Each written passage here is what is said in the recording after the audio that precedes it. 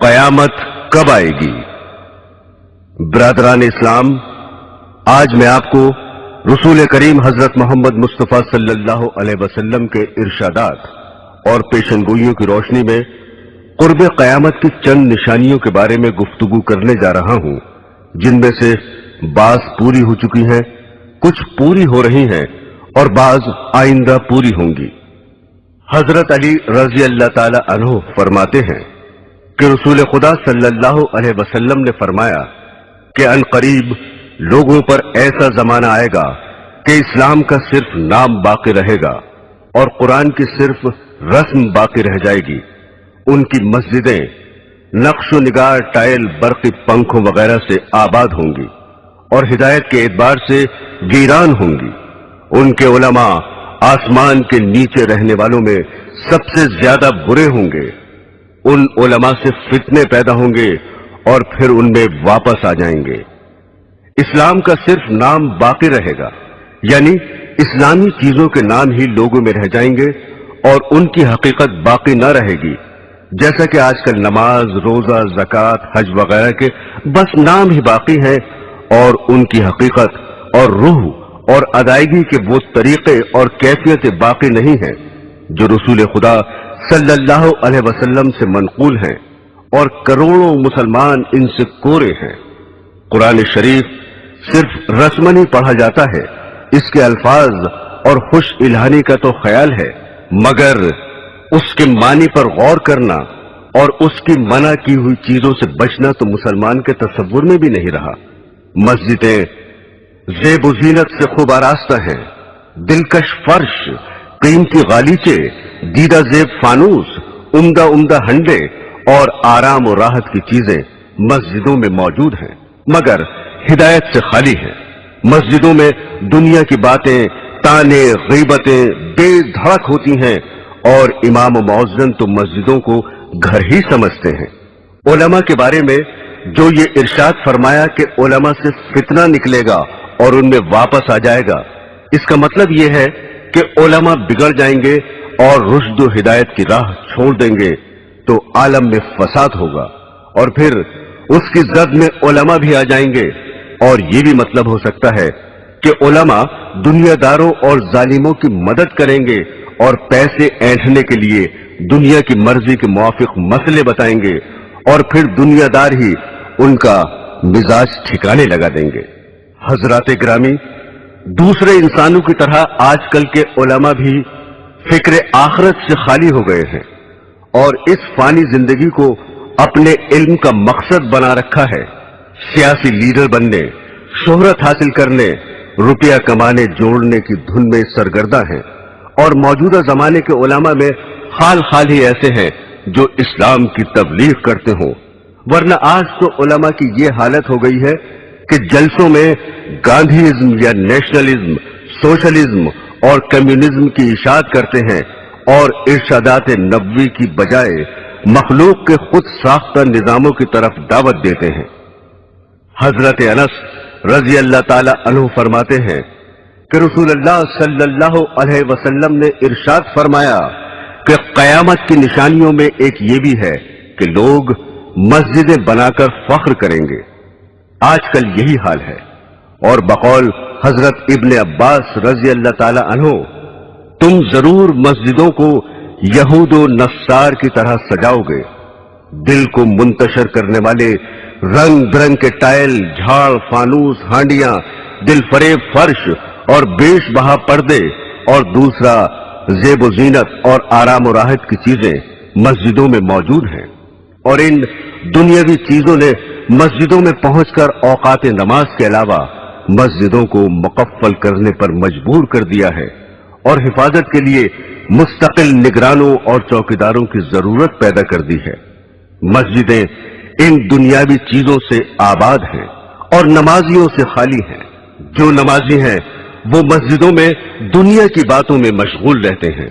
مسجدوں میں نہ تعلیمی حلقے ہیں، نہ دینی مشورے ہیں، نہ ذکر و تلاوت سے آباد ہیں۔ حالانکہ مسجد رسول اکرم صلی اللہ علیہ وسلم اور حضرات خلفائے راشدین کے زمانے میں دین اور دینیات کی ترقی کے کاموں میں اور اس سے متعلق مشوروں کا مرکز تھی۔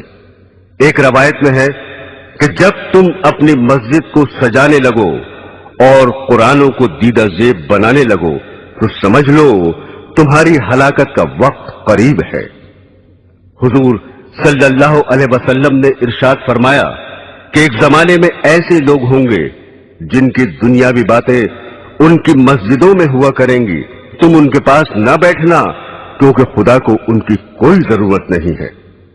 حضرت انس رضی اللہ تعالی عنہ فرماتے ہیں کہ رسول خدا صلی اللہ علیہ وسلم نے ارشاد فرمایا کہ لوگوں پر ایک ایسا زمانہ آئے گا کہ دین پر جمنے والا ان میں ایسا ہوگا جیسے ہاتھ میں چنگاری پکڑنے والا ہو۔ یہ زمانہ اس وقت موجود ہے کیونکہ ہر طرف بددینی اور بے حیائی اور فحشکاری کی فضا ہے، سرکشی کا ماحول ہے۔ اول تو دیندار رہے ہی نہیں، اور اگر کوئی دین پر عمل کرنا چاہتا ہے تو اہل ملک، اہل وطن، عزیز و اقربا آڑے آ جاتے ہیں۔ بیوی کہتی ہے کہ تنخواہ میں میرا پورا نہیں پڑتا، دنیا رشوت لے رہی ہے، تم بڑے پرہیزگار بنے ہوئے ہو۔ ہم عمر مذاق اڑا رہے ہیں کہ داڑھی رکھ کر ملا بن گئے، جھاڑ سا لگائے پھر رہے ہو، ریل میں یا لاری میں سفر کر رہے ہیں اور ایک شخص نماز پڑھنا چاہتا ہے مگر اس کے لیے نہ ریل ٹھہر سکتی ہے نہ لاری رک سکتی ہے، لیکن اگر کسی کو کچھ دنیاوی نقصان ہو جائے تو سب ہمدردی کے لیے حاضر ہیں۔ آج کل دینداری اختیار کرنا ساری دنیا سے لڑائی مول لینے کے مترادف ہے۔ دین کا درد پیدا کرنے اور بددینی کی فضا میں نکلنے کی قوت حاصل کرنے کے لیے خانقاہوں اور دینداروں کی مجلسوں میں شرکت کرنا بہت ہی ضروری ہے۔ جب انسان بددینی کے ماحول سے معصیت اختیار کر سکتا ہے تو دینداری کی فضا میں پہنچ کر نیک بھی بن سکتا ہے۔ اگر کسی وجہ سے دینداروں سے دور ہو تو بددینوں سے بھی دور رہے۔ اسی حقیقت کے پیش نظر رسول خدا صلی اللہ علیہ وسلم نے ارشاد فرمایا کہ ان قریب ایسا ہوگا کہ مسلمان کا بہترین مال چند بکریاں ہوں گی جنہیں لے کر پہاڑ کی چوٹیوں اور جنگلوں میں چلا جائے گا، اور اس صورت سے اپنا دین بچانے کے لیے فتنوں سے بھاگے گا۔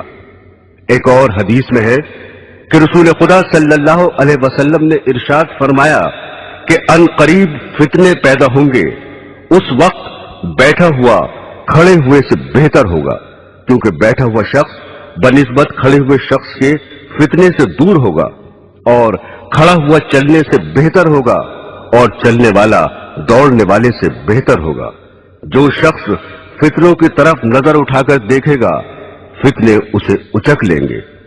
فتنے کے وقت عبادت خداوندی میں مشغول ہونا بہت زیادہ فضیلت رکھتا ہے۔ رسول خدا صلی اللہ علیہ وسلم نے ارشاد فرمایا کہ قتل کے زمانے میں عبادت کرنا میری طرف ہجرت کرنے کے برابر ہے۔ میرے دینی بہنوں اور بھائیوں، حضرت ثوبان رضی اللہ تعالی عنہ فرماتے ہیں کہ ایک مرتبہ رسول خدا صلی اللہ علیہ وسلم نے ارشاد فرمایا کہ ایک ایسا زمانہ آنے والا ہے کہ کفر و باطل کی جماعتیں تمہیں ختم کرنے کے لیے آپس میں ایک دوسرے کو اس طرح بلا کر جمع کر لیں گے جیسے کھانے والے ایک دوسرے کو بلا کر پیالے کے آس پاس جمع ہو جاتے ہیں۔ یہ سن کر ایک صاحب نے سوال کیا، کیا ہم اس روز کم ہوں گے؟ آپ نے فرمایا، نہیں، بلکہ تم اس روز تعداد میں بہت ہوگے، لیکن گھاس کے ان تنکوں کی طرح ہوگے جنہیں پانی کا سیلاب بہا کر لے جاتا ہے۔ پھر ارشاد فرمایا، خدا ضرور ضرور تمہارے دشمنوں کے دل سے تمہارا روب نکال دے گا، اور یقیناً وہ تمہارے دلوں میں کاہلی اور سستی ڈال دے گا۔ ایک صاحب نے عرض کیا، سستی کا کیا سبب ہوگا؟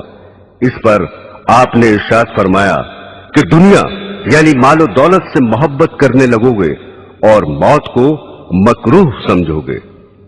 برسوں سے یہ پیشن گوئی حرف بحرف صادق ہو رہی ہے، اور مسلمان آج اپنی اس حالت زار کو اپنی آنکھوں سے دیکھ رہے ہیں کہ کوئی قوم انہیں نہ عزت و وقت کی نگاہ سے دیکھتی ہے، نہ دنیا میں ان کا رہنا گوارا کرتی ہے۔ ایک وہ بھی زمانہ تھا کہ دوسری قومیں اپنے اوپر مسلمانوں کو حکمراں دیکھنا چاہتی تھیں۔ ایک دور یہ ہے کہ غیر مسلم اقوام مسلمان کو اپنے قلمرو میں رکھنا بھی پسند نہیں کرتی۔ تمام دنیا کے مسلمان ایک ہی وقت میں ایک دم ختم ہو جائیں، یہ تو ہرگز کبھی نہیں ہوگا، جیسا کہ پہلے پیشن گوئی گزر چکی ہے۔ البتہ ایسے واقعات گزر چکے ہیں کہ کسی ملک میں جہاں مسلمان خود حکمراں تھے، انقلاب کے بعد وہ وہاں سے جان بچا کر بھی نہ جا سکے۔ اسپین اس کی زندہ اور مشہور مثال ہے۔ مسلمانوں کو آج ذلت و خواری کا منہ کیوں دیکھنا پڑ رہا ہے اور کروڑوں کی تعداد میں ہوتے ہوئے بھی کیوں غیروں کی طرف تک رہے ہیں؟ اس کا جواب خود ہادی عالم صلی اللہ علیہ وسلم کے ارشاد میں موجود ہے کہ دنیا کی محبت اور موت کے خوف کے باعث یہ حال ہو رہا ہے۔ جب مسلمان دنیا کو محبوب نہ سمجھتے تھے اور جنت کے مقابلے میں جو موت کے بغیر نہیں مل سکتی، دنیا کی زندگی ان کی نظروں میں کچھ بھی حقیقت نہ رکھتی تھی، اس لیے وہ موت سے ڈرتے نہ تھے۔ حالانکہ تعداد میں کم تھے، لیکن دوسری قوموں پر حکمراں رہے اور اللہ کی راہ میں جہاد کر کے غیروں کے دلوں تک پر حکومت کرنے لگے۔ آج بھی جو ہمارا حال ہے ہم اسے خود بدل سکتے ہیں، بشرطے کہ پچھلے مسلمانوں کی طرح دنیا کو ذلیل اور موت کو عزیز از جان سمجھنے لگے، ورنہ ذلت اور بڑھتی ہی رہے گی۔ حضرات گرامی، حضرت ابو ہریرہ رضی اللہ تعالی عنہ فرماتے ہیں کہ رسول خدا صلی اللہ علیہ وسلم نے ارشاد فرمایا کہ قیامت کی نشانیوں میں سے یہ بھی ہے کہ علم اٹھ جائے گا، جہالت بہت بڑھ جائے گی، زنا کی کثرت ہوگی، شراب بہت پی جائے گی، مرد کم ہو جائیں گے، عورتیں اس قدر زیادہ ہو جائیں گی کہ 50 عورتوں کی خبرگیری کے لیے ایک ہی مرد ہوگا۔ اس حدیث میں جو کچھ ارشاد فرمایا ہے اس وقت ہو بہو ہو رہا ہے۔ البتہ عورتوں کی ابھی اتنی زیادتی نہیں ہوئی جتنی اس حدیث میں درج ہے، مگر یورپ کی جنگیں ان قریب ہی اس پیشن گوئی کو سچا کر دکھانے والی ہیں۔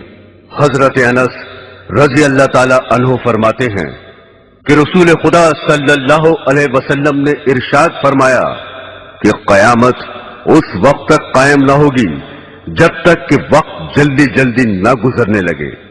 پھر اس کی تشریح فرمائی کہ 1 سال 1 ماہ کے برابر ہوگا، اور 1 ماہ 1 ہفتے کے برابر ہوگا، اور 1 ہفتہ 1 دن کے برابر ہوگا، اور 1 دن 1 گھڑی کے برابر ہوگا، اور 1 گھڑی ایسے گزر جائے گی جس طرح آگ کا شعلہ یکایک بھڑک کر ختم ہو جاتا ہے۔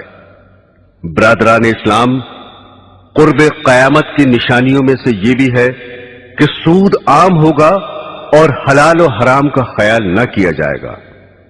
حضرت ابو ہریرہ رضی اللہ تعالی عنہ فرماتے ہیں کہ رسول خدا صلی اللہ علیہ وسلم نے ارشاد فرمایا کہ لوگوں پر ایک ایسا زمانہ آئے گا کہ انسان یہ پرواہ نہ کرے گا کہ اس نے حلال حاصل کیا یا حرام لیا۔ بعض لوگ کہہ دیتے ہیں آج کل حلال تو ملتا ہی نہیں، لیکن یہ سمجھنا کہ حلال آج کل ملتا ہی نہیں نفس کا دھوکہ ہے، کیونکہ حلال کا دھیان رکھنے کی وجہ سے انسان قیود و حدود میں بندھ جاتا ہے، اور بقول حضرت سفیان ثوری رحمت اللہ علیہ حلال میں فضول خرچی کی گنجائش نہیں ہوتی اور عیش و مستی کی زندگی گزارنے کا موقع نہیں ملتا، اس لیے نفس یہ تعویل سمجھاتا ہے کہ آج کل حلال تو ملتا ہی نہیں، لہذا حرام حلال کا خیال فضول ہے۔ لیکن جن بندوں کے دل میں خدا کا خوف ہے اور جنہوں نے سرور عالم صلی اللہ علیہ وسلم کا فرمان کہ جنت میں وہ گوشت داخل نہ ہوگا جو حرام سے بڑھا ہو، جو گوشت حرام سے بڑھا ہو دوزخ اس کی زیادہ مستحق ہوگی، اگرچہ حلال ان کو زیادہ نہیں ملتا، اور حلال طلب کرنے والوں کی بسا اوقات دنیاوی ضرورتیں بھی رکی رہتی ہیں، لیکن آخرت کے بے پناہ عذاب سے بچنے کے لیے دنیا کی جلد ہی ختم ہو جانے والی تکلیفوں کا برداشت کرنا ہر عقل مند کے لیے ضروری اور لازمی ہے۔ یہاں یہ بات بھی قابل غور ہے کہ حلال ملنے کی دقت بھی تو خود ہماری ہی پیدا کرتا ہے۔ اگر تقوی اور پرہیزگاری کی طرف لوگوں کا رخ ہو جائے اور سب حلال کمانے کی فکر کرے تو جو مشکلات آج پیدا ہو رہی ہیں وہ کسب حال میں ہرگز پیش نہ آئیں، مگر حال یہ ہے کہ جو دیندار اور پرہیزگار سمجھے جاتے ہیں، برس ہا برس کے نمازی ہیں، وہ بھی کمانے کے سلسلے میں مفتی صاحب کی خدمت میں یہ معلوم کرنے کے لیے نہیں پہنچتے کہ میں یہ تجارت کرنا چاہتا ہوں یا فلاں محکمے میں مجھے ملازمت مل رہی ہے، یہ جائز ہے یا ناجائز۔ حالانکہ شریعت میں ہر محکمے اور ہر معاملے کے احکام موجود ہیں۔ حضرت موسیٰ علیہ السلام کی شریعت کے ساتھ یہود کا یہی معاملہ تھا کہ بعض پر عمل کرتے اور بعض کو پس پشت ڈال رکھا تھا۔ اس حقیقت کو خداوند قدوس نے یوں ارشاد فرمایا ہے، کیا خدا کی کتاب کے ایک حصے پر تمہارا ایمان ہے اور تم اسی کتاب کے کچھ حصوں کا انکار کرتے ہو؟ رسول اللہ صلی اللہ علیہ وسلم نے ارشاد فرمایا کہ لوگوں پر ضرور ایک ایسا دور آئے گا کہ کوئی شخص ایسا باقی نہ رہے جو سود کھانے والا نہ ہو، اور اگر سود بھی نہ کھائے گا تو اسے سود کا دھواں اور بعض روایات میں غبار پہنچ جائے گا۔ یہ پیشن گوئی بھی اس وقت صادق آ رہی ہے۔ بینکوں سے تعلق رکھنے والوں اور بینک کے ذریعے کاروبار چلانے والوں کو اور پھر ان سے شرکت یا ملازمت کے ذریعے روپیہ حاصل کرنے والوں کو شمار کر لو، پھر دیکھو کہ سود سے یا اس کے اثر سے کون بچ رہا ہے۔ برادران اسلام، حضرت ابو ہریرہ رضی اللہ تعالی عنہ فرماتے ہیں کہ رسول خدا صلی اللہ علیہ وسلم نے خدا کی قسم کھا کر ارشاد فرمایا کہ اس وقت تک دنیا ختم نہ ہوگی جب تک لوگوں پر ایسا دن نہ آ جائے گا کہ قاتل کو یہ علم نہ ہوگا کہ میں نے کیوں قتل کیا، اور مقتول یہ نہ جانے گا کہ میں کیوں قتل ہوا۔ کسی نے عرض کیا، ایسا کیوں ہوگا؟ ارشاد فرمایا، فتنوں کی وجہ سے قتل بہت ہی زیادہ ہوگا۔ پھر ارشاد فرمایا، ان فتنوں میں قتل کرنے والا اور قتل ہونے والا دونوں جہنم میں داخل ہوں گے۔ حضرات گرامی، قاتل کا دوستی ہونا تو ظاہر ہے کہ اس نے ناحق دوسرے کا خون کیا، اور مقتول کے دوستی ہونے کی وجہ دوسری حدیث میں یہ آئی ہے کہ چونکہ وہ بھی دوسرے کو قتل کرنے کی فکر میں لگا ہوا تھا اس لیے وہ بھی دوستی ہوگا۔ میرے عزیزوں، آج کل جس قدر قتل واقع ہو رہے ہیں عموماً ان کی وجہ فتنوں کے سوا کچھ نہیں ہوتی۔ قومی عصبیت اور فرقہ پرستی کے باعث ہزاروں جانیں ختم ہو جاتی ہیں، اور قاتل کو مقتول کی خبر نہیں ہوتی، نہ مقتول کو قاتل کا پتہ چلتا ہے۔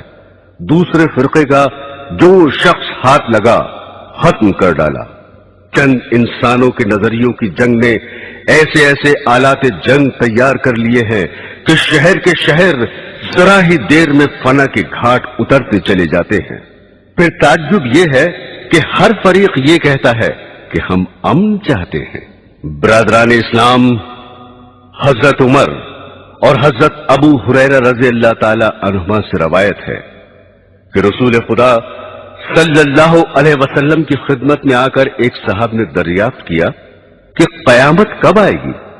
آپ نے ارشاد فرمایا کہ میں اور تم اس معاملے میں برابر ہیں، یعنی اس کا جیسے تمہیں پتہ نہیں مجھے بھی علم نہیں۔ ان صاحب نے عرض کیا، تو اس کی نشانیاں ہی بتا دیجئے۔ آپ نے ارشاد فرمایا، اس کی بعض نشانیاں یہ ہیں کہ عورتیں ایسی لڑکیاں جننے لگیں جو ان ماؤں پر حکم چلائیں، اور تم دیکھو گے کہ ننگے پیر اور ننگے بدن والے تنگ دست اور بکریاں چلانے والے مکانات کی بلندی پر فخر کریں گے۔ یہ حضرت عمر کی روایت کے الفاظ ہیں، اور حضرت ابو ہریرہ رضی اللہ تعالی عنہ کی روایت میں ہے کہ آپ نے فرمایا، جب تم ننگے پیر اور ننگے بدن والوں गूंगों बहरों को जमीन का बादशाह देखो, उस वक्त कयामत करीब होगी। मकानात की बुलंदी पर फख्र करना और ऐसी औलाद का पैदा हो जाना जो वालिदैन पर हुक्म चलाए, इस दौर में हूबहू मौजूद है।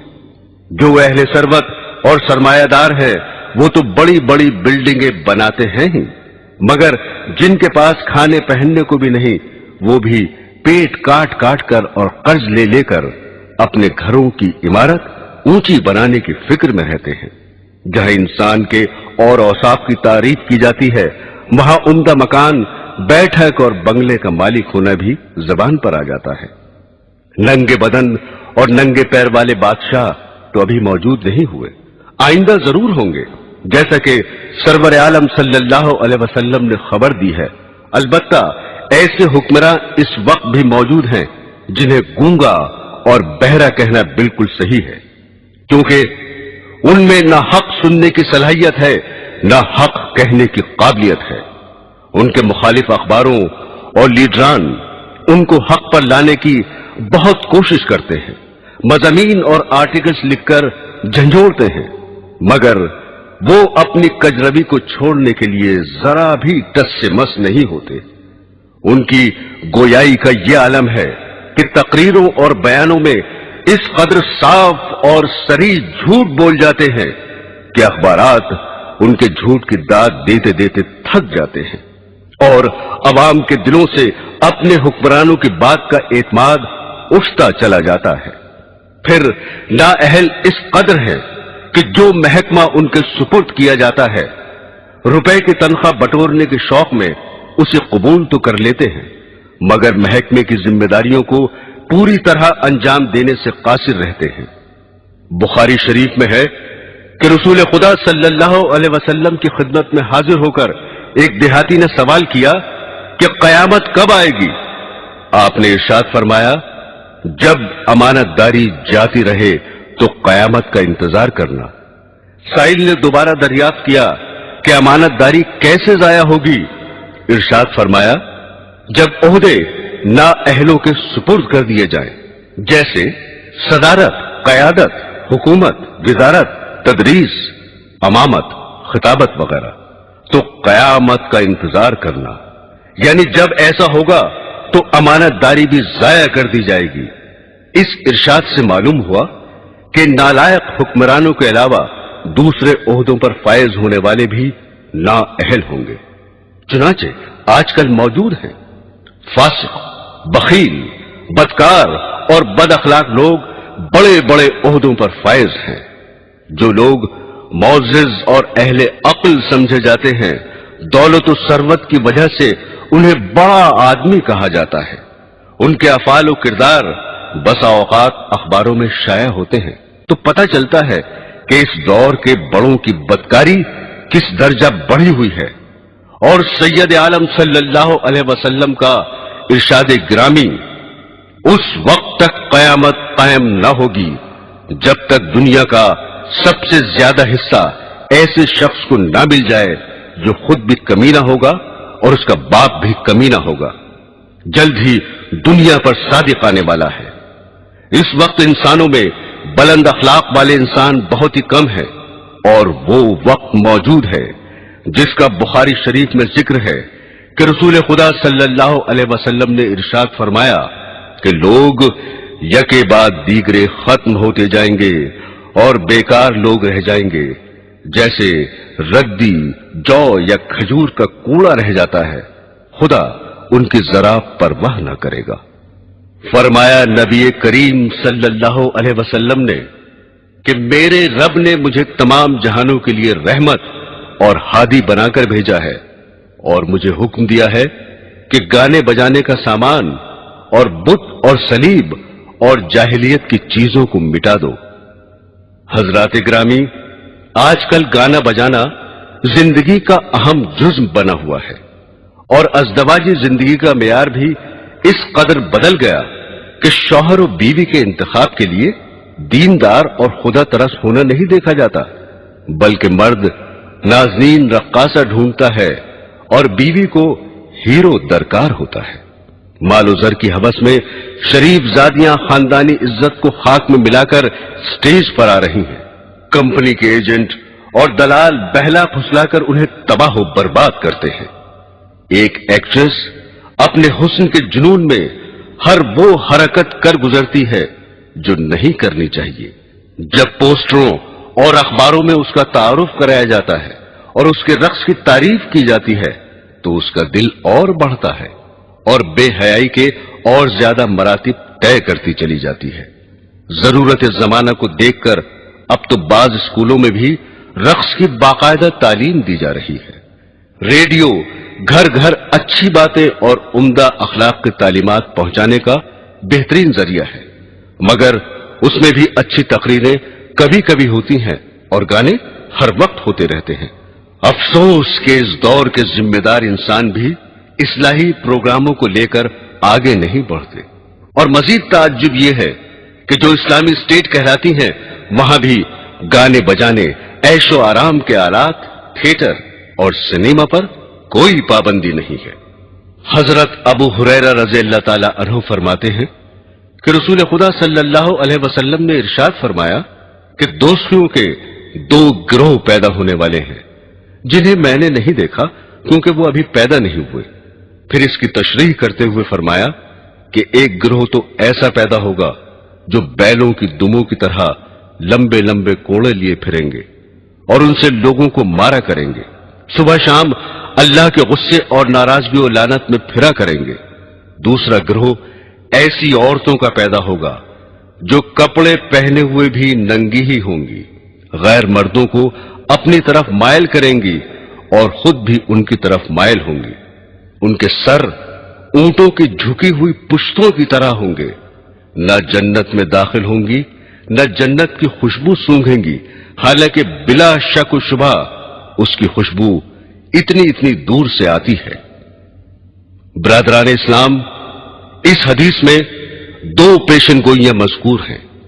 एक जालिम गिरोह के बारे में है कि कुछ लोग कोड़े लिए फिरेंगे और लोगों को उनसे पीटा करेंगे, यानी इक्तदार के नशे में ज़ईफों और बेकसों पर जुल्म करेंगे और बिला वजह खामखा आम पब्लिक को सताएंगे।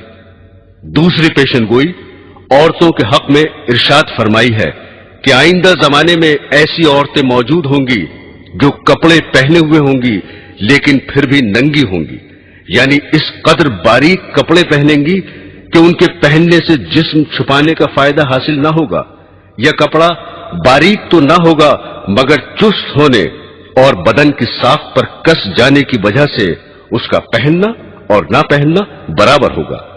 और आजकल तो चुस्त होने के साथ बदन का हमरंग होना भी दाखिले फैशन हो चुका है।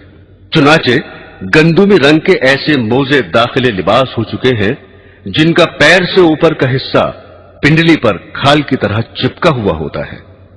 बदन पर कपड़ा होने और इसके बावजूद भी नंगा होने की एक सूरत यह भी है कि बदन पर सिर्फ थोड़ा सा कपड़ा हो और बदन का बेशतर हिस्सा और खुसूसन वो आज़ा खुले रहें जिनको बाहया औरतें गैर मर्दों से छुपाया करती हैं। जैसा कि यूरोप और एशिया के बाज शहरों में ऐसा लिबास पहनने का रिवाज है कि सिर्फ घुटनों तक कमीज होती है, आस्तीनें मोढ़े से सिर्फ 2-4 इंच ही बड़ी होती हैं, पिंडलियां बिल्कुल नंगी होती हैं और सर भी दुपट्टे से खाली होता है। फिर फरमाया कि ये औरतें मर्दों को अपनी तरफ मायल करेंगी और खुद उनकी तरफ मायल होंगी, यानी नंगा होने का रिवाज मुफलिसी की वजह से ना होगा बल्कि उनकी नियत मर्दों को बदन दिखाना और उनका दिल लुभाना मकसूद होगा। और लुभाने का दूसरा तरीका ये इख्तियार करेंगी कि अपने सरों को जो दुपट्टों से खाली होंगे मटका कर चलेंगी, जिस तरह ऊंट की पुश्त का बालाई हिस्सा तेज रफ्तार के वक्त जमीन की जानिब झुका रहता है। ऊंट की पुश्त से तशबीह देने से यह भी बताया कि बाल फुला फुलाकर अपने सरों को मोटा करेंगी। फिर फरमाया कि ऐसी औरतें जन्नत में दाखिल ना होंगी बल्कि उसकी खुशबू तक ना सूंघेंगी। शरीयत इस्लामिया ने जिनाकारी से भी रोका है और ऐसी चीजों से भी रोका है जो जिना की तरफ बुलाने वाली हैं। हत्ता कि उसको भी जिना फरमाया है کہ کوئی عورت تیز خوشبو لگا کر مردوں پر اس لیے گزرے کہ مرد اس کی خوشبو سونگھ لیں۔ برادران اسلام، کسی حادثے اور واقعے کا قیامت کی علامتوں میں سے ہونے کا یہ مطلب نہیں کہ قیامت کے بالکل ہی قریب ہو، بلکہ مطلب یہ ہے کہ قیامت سے پہلے اس کا وجود میں آ جانا ضروری ہے۔ اس لیے آن حضرت صلی اللہ علیہ وسلم نے بہت سے حوادث و واقعات کے بارے میں یہ فرمایا کہ قیامت اس وقت تک قائم نہ ہوگی جب تک ایسا نہ ہو جائے۔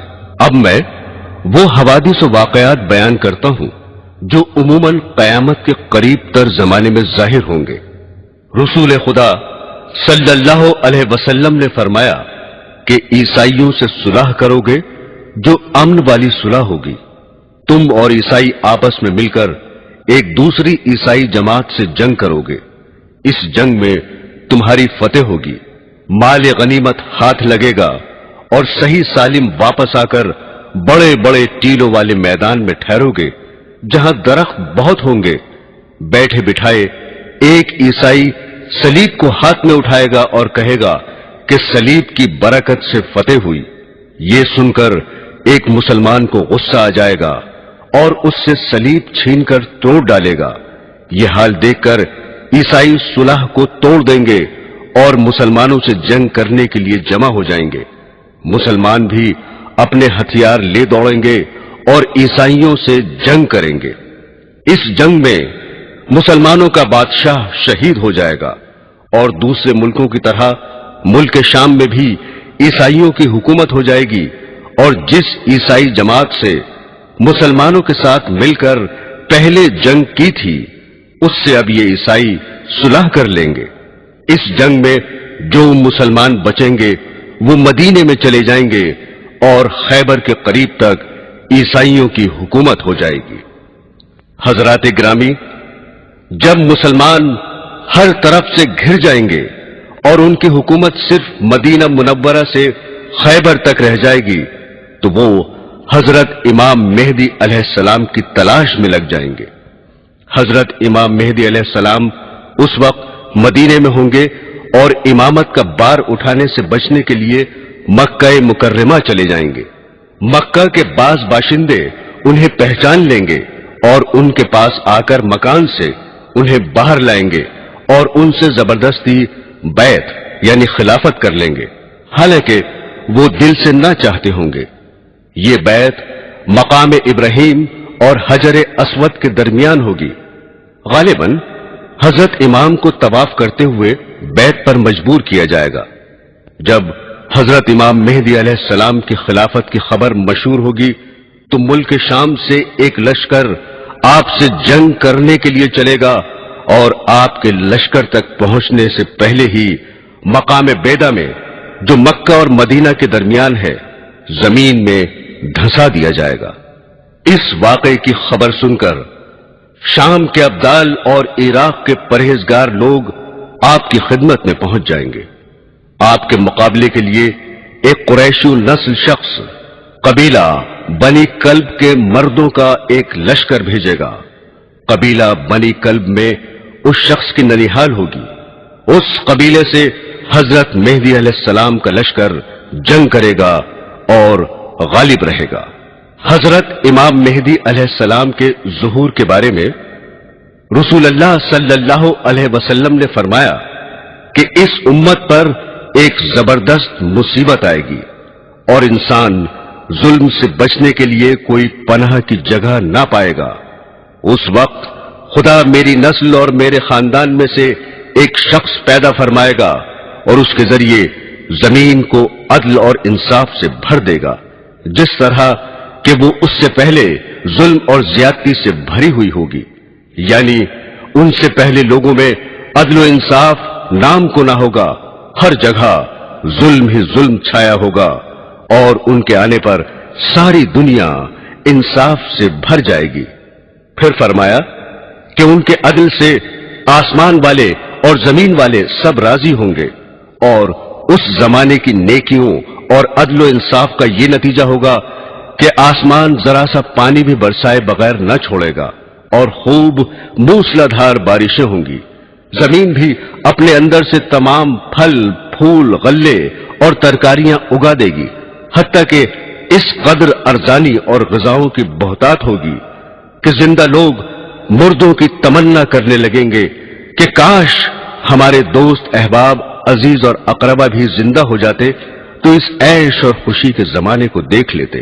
حضرت امام مہدی علیہ السلام کے زمانے میں مال اس قدر کثیر ہوگا کہ ان سے اگر کوئی مال طلب کرے گا تو لپ بھر بھر کر اس کے کپڑے میں اتنا ڈال دیں گے جتنا وہ اٹھا کر لے جا سکے گا۔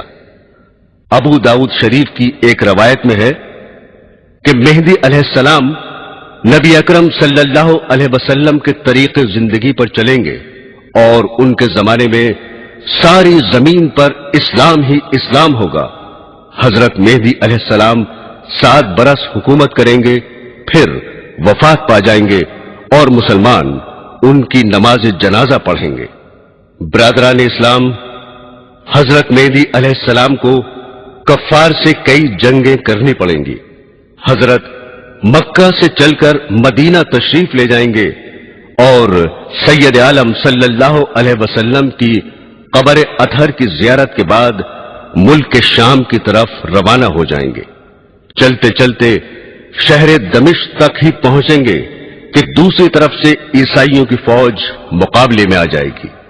اس فوج سے جنگ کرنے کے لیے حضرت مہدی علیہ السلام اپنے لشکر کو تیار کریں گے اور 3 دن جنگ کے بعد چوتھے روز مسلمانوں کو فتح ہوگی۔ اس لشکر کشی کا ذکر حدیث میں یوں آیا ہے: قیامت قائم ہونے سے پہلے ایسا ضرور ہوگا کہ نہ میراث یعنی میت کا ترکہ کی تقسیم ہوگی اور نہ مال غنیمت پر خوشی ہوگی۔ پھر اس کی تشریح کرتے ہوئے فرمایا کہ شام کے مسلمانوں سے جنگ کرنے کے لیے ایک زبردست دشمن جمع ہو کر آئے گا اور دشمن سے جنگ کرنے کے لیے مسلمان بھی جمع ہو جائیں گے اور اپنی فوج سے انتخاب کر کے ایک ایسی جماعت دشمن کے مقابلے میں بھیجیں گے جس سے یہ طے کرا لیں گے یا مر جائیں یا فتحیاب ہوں گے۔ چنانچہ دن بھر جنگ ہوگی، حتیٰ کہ جب رات ہو جائے گی تو لڑائی بند ہوگی اور ہر فریق میدان جنگ سے واپس ہو جائے گا، نہ اسے غلبہ ہوگا نہ وہ غالب ہوں گے، اور دونوں فریقوں کی فوج جو آج لڑی تھی لڑتے لڑتے ختم ہو جائے گی۔ دوسرے دن پھر مسلمان ایک ایسی جماعت کا انتخاب کر کے بھیجیں گے جس سے یہ طے کرا لیں گے کہ مرے بغیر یا فتحیاب ہوئے بغیر نہ ہٹیں گے۔ اس روز بھی دن بھر جنگ ہوگی، حتیٰ کہ رات دونوں فریق کے درمیان حائل ہو جائے گی اور کسی کو بھی فتح نہ ہوگی۔ یہ بھی بغیر غلبے کے واپس ہو جائیں گے اور وہ بھی، اور اس روز کی لڑنے والی بھی دونوں فریقوں کی فوج ختم ہو جائے گی۔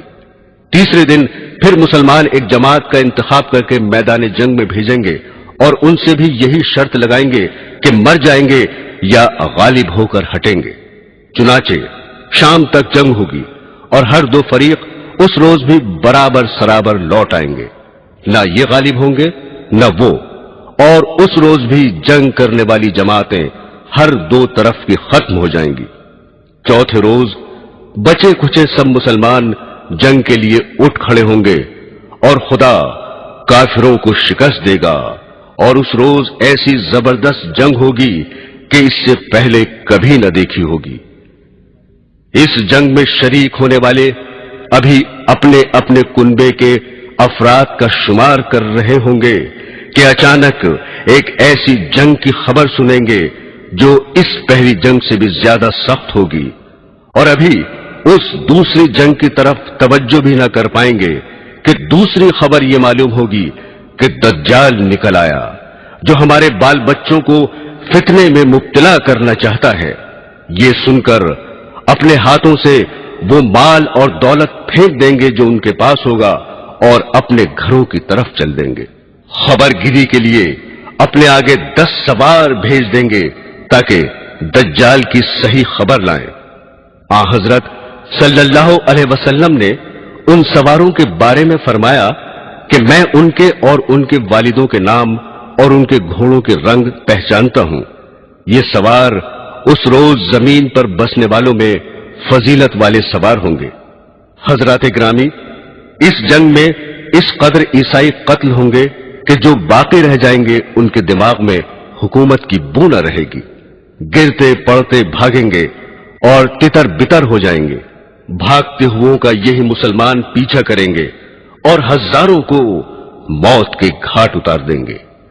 اس کے بعد حضرت امام مہدی علیہ السلام اسلامی شہروں کے بندوبست میں لگ جائیں گے اور ہر جگہ سینکڑوں فوجیں اور بے شمار لشکر روانہ فرمائیں گے۔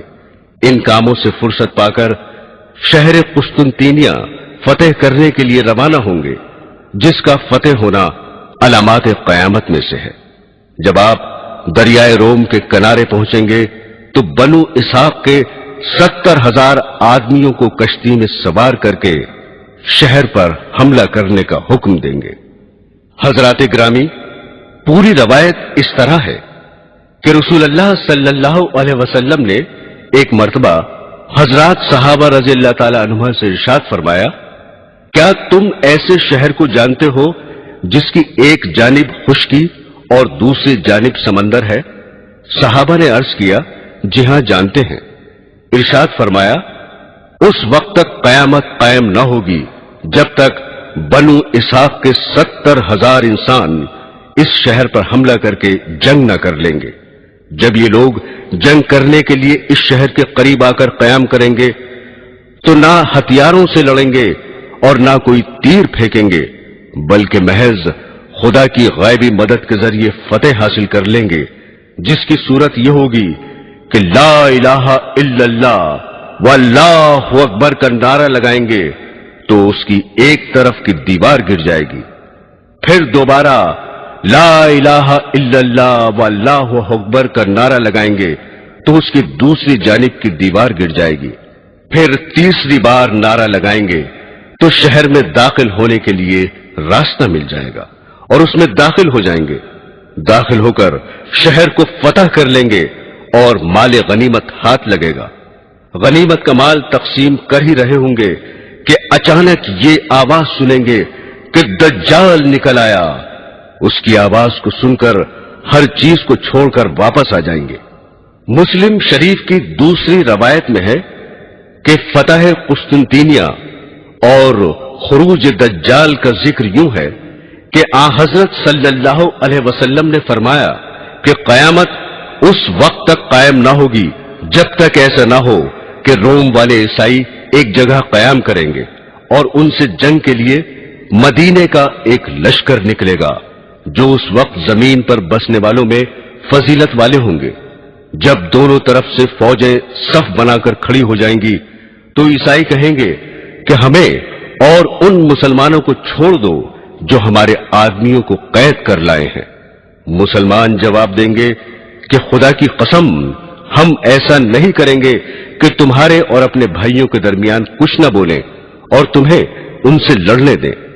یہ کہہ کر عیسائیوں سے جنگ کریں گے اور اس جنگ میں مسلمانوں کا تہائی لشکر شکست کھا جائے گا، یعنی فوج کے تہائی آدمی جنگ سے بچ کر علیحدہ ہو جائیں گے اور خدا ان کی توبہ کبھی قبول نہ کرے گا، اور تہائی لشکر شہید ہو جائے گا جو اللہ کے نزدیک افضل الشہداء ہوں گے، اور تہائی لشکر عیسائیوں پر غلبہ پا کر فتح یاب ہوگا جو کبھی بھی فتنے میں نہ پڑیں گے، اور یہی تہائی لشکر قسطنطینیہ کو فتح کرے گا۔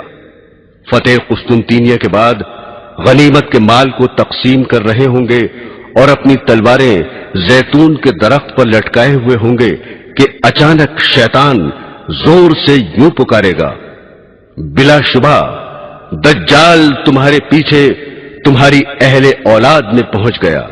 حالانکہ یہ خبر جھوٹ ہوگی۔ اس کے بعد مسلمانوں کا لشکر شام کی طرف رخ کرے گا اور جب شام پہنچیں گے تو دجال نکل آئے گا۔ اسی اثنا میں کہ جنگ کی تیاری کر رہے ہوں گے اور صفیں درست کرتے ہوں گے، نماز کا وقت ہو جائے گا اور نماز کھڑی ہو جائے گی۔ اتنے میں حضرت عیسیٰ علیہ السلام آسمان اتر آئیں گے اور ان کے امام بنیں گے۔ حضرت عیسیٰ علیہ السلام کو دیکھتے ہی خدا کا دشمن دجال اس طرح پگھلنے لگے گا जैसे पानी में नमक पिघलता है। अगर हजरत ईसा अलैहिस्सलाम उसको कत्ल न करे और वैसे ही छोड़ दे तो दज्जाल बिल्कुल पिघलकर हलाक हो जाए, लेकिन वो उसे अपने हाथ से कत्ल करेंगे और अपने नेज़े में उसका खून लगा हुआ लोगों को दिखाएंगे। ब्रादरान इस्लाम, हजरत अजीफा रजी अल्लाह ताला अन्हु फरमाते हैं कि रसूल खुदा सल्लल्लाहु अलैहि वसल्लम ने फरमाया कि बेशक दज्जाल निकलेगा और बेशक उसके साथ में पानी भी होगा और आग भी होगी। बाज रवायात में है कि उसके साथ उसकी जन्नत भी होगी और उसकी दोज़ख भी होगी। जिसे लोग पानी समझेंगे वो वाक़अतन जलाने वाली आग होगी, यानी उसको कबूल करने के सबब दोज़ख की आग में जलेंगे, और जिसे लोग आग समझेंगे वो मीठा पानी होगा। लिहाजा तुम में से जो कोई उसके जमाने में हो तो चाहिए कि उसी में गिरे जो आग दिखाई दे रही हो, क्योंकि वो दर हकीकत मीठा पानी है। मुस्लिम की रिवायत में यह भी है कि दज्जाल की दोनों आंखों के दरमियान लफ्ज काफिर लिखा होगा, जिसे हर पढ़ा बेपढ़ा मोमिन पढ़ सकेगा। बाज रवायात में है कि उसके साथ गोश्त रोटी के पहाड़ और पानी की नहरें होंगी।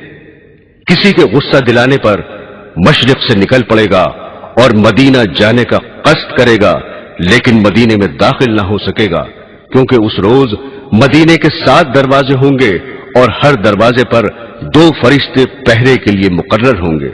लिहाजा वो ओहद के पहाड़ के पीछे ठहर जाएगा और वहां से फरिश्ते उसका रुख शाम की तरफ कर देंगे। शाम की तरफ चल देगा, वहीं हजरत मसीह अलैहिस्सलाम के हाथों हलाक होगा। हजरात ग्रामी, जिस वक्त मदीने के करीब ओहद के पीछे आकर ठहरेगा तो मदीने में जलजले के 3 झटके आएंगे। उससे घबराकर तमाम काफिर और मुनाफिक बाहर निकलकर दज्जाल के पास पहुंच जाएंगे। फतेहुल बारी में हाकिम की एक रवायत नकल की है, जिसमें यह भी है कि मदीने से फासिक मर्द और फासिक औरतें भी उसकी तरफ निकल खड़ी होंगी। इसी असना में जबकि दज्जाल मदीने के करीब ठहरा हुआ होगा, ये वाकया पेश आएगा कि मदीने से एक साहब निकलकर दज्जाल के सामने आएंगे, जो उस जमाने में रुए जमीन पर बसने वालों में सबसे बेहतर होंगे। वो दज्जाल से कहेंगे, मैं गवाही देता हूं कि बेशक तू वही दज्जाल है जिसकी रसूल अल्लाह सल्लल्लाहु अलैहि वसल्लम ने हमें खबर दी थी। उनकी ये बात सुनकर दज्जाल हाजरीन से कहेगा, अगर मैं इसे कत्ल करके फिर जिंदा कर दूं तो भी मेरे दावे में तुम शक करोगे? लोग जवाब देंगे, नहीं। लिहाजा दज्जाल उन साहब को कत्ल कर देगा और फिर जिंदा कर देगा। वो जिंदा होकर कहेंगे कि खुदा की कसम, मुझे तेरे बारे में जितना आज तेरे झूठा होने का यकीन हुआ, ऐसा पहले न था।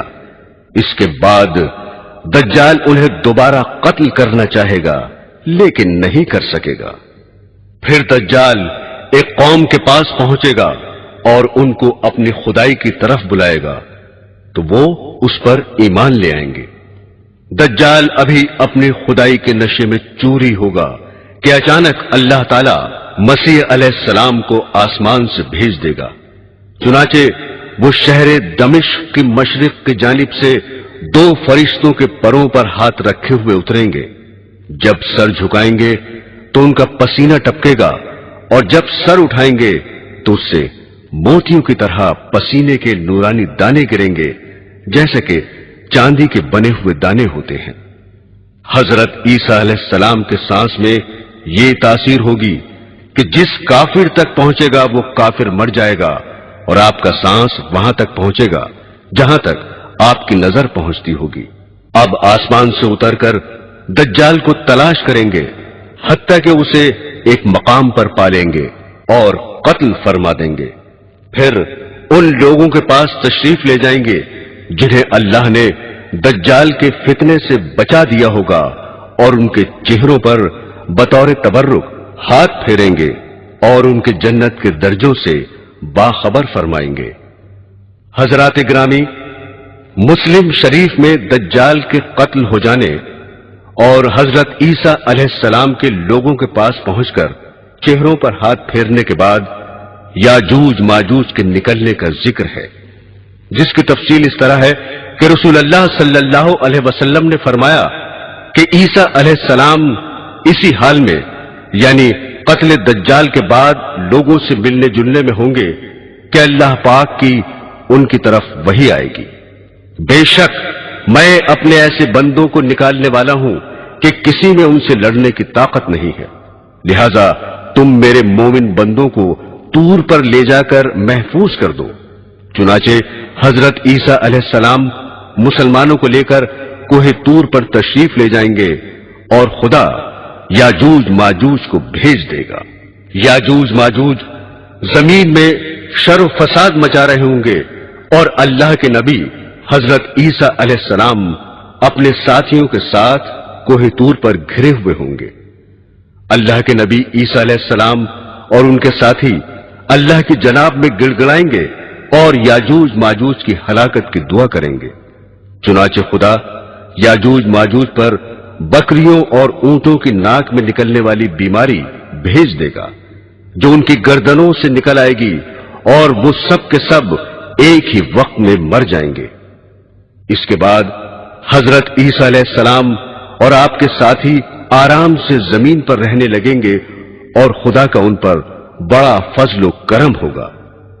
مسلمان اسی عیش و آرام اور خیر و برکت میں زندگی گزار رہے ہوں گے کہ قیامت بہت ہی قریب ہو جائے گی، اور چونکہ قیامت کافروں پر ہی قائم ہوگی اس لیے اچانک خدا ایک عمدہ ہوا بھیجے گا جو مسلمانوں کی بغلوں میں لگ کر ہر مومن اور مسلم کی روح قبض کرے گی، اور بدترین لوگ باقی رہ جائیں گے جو گدھوں کی طرح سب کے سامنے بے حیائی سے عورتوں سے زنا کریں گے، انہیں پر قیامت آئے گی۔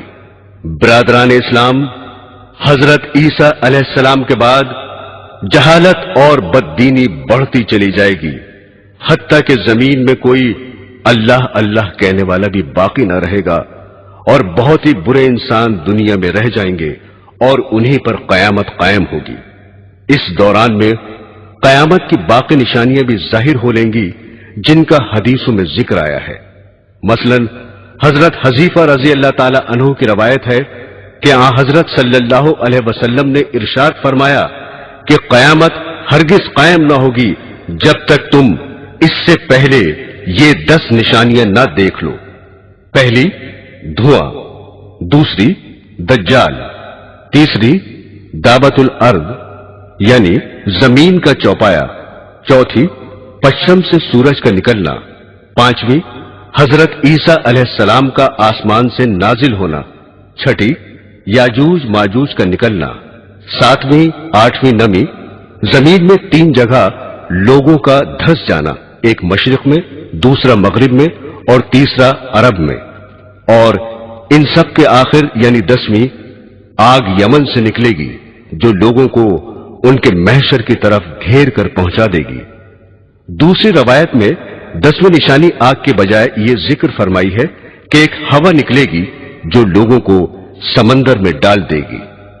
اس حدیث میں جن 10 چیزوں کا ذکر ہے ان میں سے دجال، یاجوج ماجوج اور حضرت عیسیٰ علیہ السلام کے نازل ہونے کا بیان ہو چکا ہے۔ باقی چیزوں میں سے ایک ہے دھواں۔ سرور عالم صلی اللہ علیہ وسلم سے منقول ہے کہ جب آپ سے دریافت کیا گیا تو ارشاد فرمایا، ایسا دھواں ہوگا کہ جو مشرق سے مغرب تک خلا بھر دے گا اور 40 دن رہے گا۔ اس دھوئیں سے اہل ایمان کو زکام کی طرح تکلیف محسوس ہوگی اور کافر بے ہوش ہو جائیں گے۔ قیامت کی ایک دوسری نشانی ہے دابت الارض یعنی زمین کا چوپایا، ایک ایسا جانور جو زمین سے نکل کر اہل ایمان کی پیشانی پر نورانی خط کھینچ دے گا اور کافروں کی ناک یا گردن پر سیاہ مہر لگا دے گا۔ قرآن حکیم کی ایک آیت میں اس جانور کا ذکر آیا ہے۔ ارشاد باری ہے، اور جب ان پر وعدہ قیامت کا پورا ہونے کو ہوگا تو ہم ان کے لیے زمین میں سے ایک جانور نکالیں گے جو ان سے باتیں کرے گا کہ لوگ ہماری یعنی اللہ جل شانہ کی آیتوں پر یقین لاتے تھے۔ حضرت شاہ صاحب کے مطابق جس روز مغرب سے آفتاب نکل کر واپس ہو کر غروب ہوگا، اس سے دوسرے دن صفا پہاڑ جو مکہ کے قریب ہے زلزلے سے پھٹ جائے گا، اور اس میں سے ایک عجیب شکل کا جانور نکلے گا جس کا منہ انسانوں کے منہ کی طرح ہوگا اور پاؤں اونٹ جیسے ہوں گے، گردن گھوڑے کی گردن کی طرح، اس کی دم گائے کی دم کی طرح، اور کھر ہرن کے کھروں کی طرح، اور سینگ 12 سینگے کے سینگوں کے مشابہ ہوں گے۔ ہاتھوں کے بارے میں لکھتے ہیں کہ اس کے ہاتھ بندر کے ہاتھوں جیسے ہوں گے۔ وہ بڑی فصاحت سے لوگوں سے گفتگو کرے گا، اور اس کے ایک ہاتھ میں حضرت موسیٰ علیہ السلام کا عصا اور دوسرے میں حضرت سلیمان علیہ السلام کی انگوٹھی ہوگی۔ اس تیزی سے تمام ملکوں میں پھرے گا کہ کوئی ڈھونڈنے والا اسے نہ پا سکے گا اور کوئی بھاگنے والا اس سے بچ کر نہ جا سکے گا، اور تمام انسانوں پر نشان لگا دے گا۔ ہر مومن کی پیشانی پر حضرت موسیٰ علیہ السلام کے عصا سے ایک خط کھینچ دے گا جس سے اس کا سارا منہ نورانی اور باروب ہو جائے گا، اور ہر کافر کی ناک یا گردن پر حضرت سلیمان علیہ السلام کی انگوٹھی سے مہر لگا دے گا، جس کی وجہ سے سارا منہ کالا ہو جائے گا، اور مومن اور کافر میں پورا پورا فرق ہو جائے گا، حتیٰ کہ اگر ایک دسترخوان پر بہت سی جماعتیں بیٹھ جائیں تو مومن اور کافر علیحدہ علیحدہ ہو جائیں گے۔ اس کام سے فارغ ہو کر وہ جانور غائب ہو جائے گا۔ حضرات گرامی، مغرب سے آفتاب کا نکلنا بھی قیامت کی نشانیوں میں سے ایک ہے۔ حضرت ابو ذر رضی اللہ تعالی عنہ فرماتے ہیں کہ رسول خدا صلی اللہ علیہ وسلم نے ایک دن مجھ سے سورج چھپ جانے کے بعد فرمایا، تم جانتے ہو یہ کہاں جاتا ہے؟ میں نے عرض کیا کہ اللہ اور اس کا رسول ہی خوب جانتے ہیں۔ اس پر آپ نے ارشاد فرمایا کہ بے شک یہ چلتے چلتے عرش کے نیچے پہنچ کر خدا کو سجدہ کرتا ہے، اور حسب عادت مشرق سے طلوع ہونے کی اجازت چاہتا ہے، اور اسے اجازت دے دی جاتی ہے، اور ایسا بھی ہونے والا ہے کہ ایک روز یہ سجدہ کرے گا اور اس کا سجدہ قبول نہ ہوگا، اور مشرق سے طلوع ہونے کی اجازت چاہے گا اور اجازت نہ دی جائے گی، اور کہا جائے گا کہ جہاں سے آیا ہے وہیں واپس لوٹ جا، چنانچہ سورج واپس ہو کر مغرب کی جانب سے طلوع ہوگا۔ ایک اور روایت ہے کہ حضرت صلی اللہ علیہ وسلم نے فرمایا، مغرب سے طلوع ہو کر جب آفتاب بیچ آسمان میں پہنچ جائے گا تو واپس لوٹ جائے گا، اور مغرب ہی میں غروب ہو کر بدستور مشرق سے نکلنے لگے گا۔ فتح الباری میں ایک حدیث نقل کی گئی ہے کہ حضرت صلی اللہ علیہ وسلم نے فرمایا کہ مغرب سے آفتاب طلوع ہونے کے بعد 120 سال انسان اور زندہ رہیں گے، پھر قیامت آئے گی۔ قیامت کی ایک اور علامت ہے زمین میں دھس جانا۔ حدیث شریف میں ہے کہ 3 مقامات پر لوگ زمین میں دھسا دیے جائیں گے، ایک مشرق میں، دوسرے مغرب میں، اور تیسرے جزیرہ عرب میں۔ یہ عذاب تقدیر کے جھٹلانے والوں پر آئے گا۔ خود حدیث میں اس کی صاف تصریح بھی وارد ہوئی ہے، جو حضرت عبداللہ بن عمر رضی اللہ تعالی عنہ کی ہے کہ رسول اللہ صلی اللہ علیہ وسلم نے فرمایا کہ اس امت میں زمین میں دھس جانا اور صورتوں کا مسخ ہو جانا واقع ہوگا، اور یہ تقدیر کو جھٹلانے والوں میں ہوگا۔ حضرات گرامی، یمن سے آگ کا نکلنا بھی قیامت کی ایک علامت ہے۔ ایک آگ یمن سے نکل کر لوگوں کو محشر کی طرف گھیر کر پہنچا دے گی۔ انہی دنوں جبکہ زمین پر کوئی اللہ اللہ کہنے والا نہ رہے گا، ملک شام میں امن ہوگا اور غلہ بھی سستا ہوگا، خواہ سوداگر ہو، خواہ دستکار ہو، خواہ سرمایہ دار، غرضے کے سب گھر کے اسباب لاد کر ملک شام کی طرف روانہ ہو جائیں گے، اور جو لوگ دوسرے ملکوں میں چلے گئے تھے وہ بھی ملک شام میں آ کر آباد ہو جائیں گے، اور تھوڑے ہی دنوں کے بعد ایک بہت بڑی آگ ظاہر ہوگی اور لوگوں کو کھدیڑتی ہوئی ملک شام پہنچا دے گی۔ اس کے بعد وہ آگ غائب ہو جائے گی۔ کچھ عرصے بعد لوگ اپنے اپنے وطنوں کا رخ کریں گے اور دوسرے ملکوں میں بھی آدمی جا کر واپس آ جائیں گے، لیکن ملک شام میں پوری آبادی رہے گی۔ یہ قیامت کے نزدیک بالکل آخری علامت ہوگی، اور اس کے 3-4 برس بعد قیامت آ جائے گی۔